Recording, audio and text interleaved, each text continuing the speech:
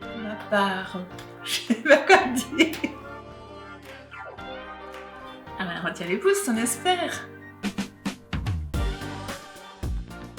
Le bilinguisme, ben, c'est deux langues, deux communautés, deux cultures. C'est vivre ensemble et aller l'un vers l'autre.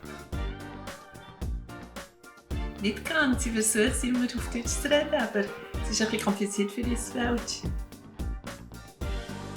Un problème, non, c'est une chance. On est une ville forte justement du fait de notre bilinguisme. Mais quand même, le bilinguisme, on a 43% de francophones en ville de Vienne. En politique, on n'a que 26%. Il nous manque 9 conseillers de ville. Au municipal, par chance, on a 2 représentants sur 5, les francophones, ce qui fait que c'est assez équilibré.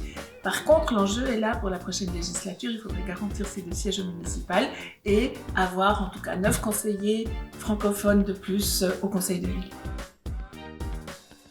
Dans l'ensemble des entreprises de l'horlogerie, c'est très francophone. La machine-outil, il y a aussi pas mal d'entreprises qui sont de culture francophone. Et un enjeu vraiment capital pour Bienne, pour maintenir justement cette population francophone à Bienne, c'est de garantir la possibilité aux jeunes de se former, de faire de la formation professionnelle initiale en français.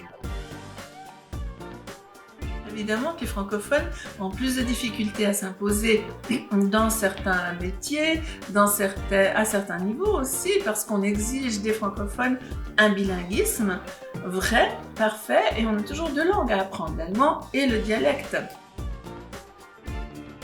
Certains peuvent être un petit peu réticents, mais la difficulté, elle est réelle. À l'école, on nous enseigne l'allemand, et dans la rue, on entend le dialecte.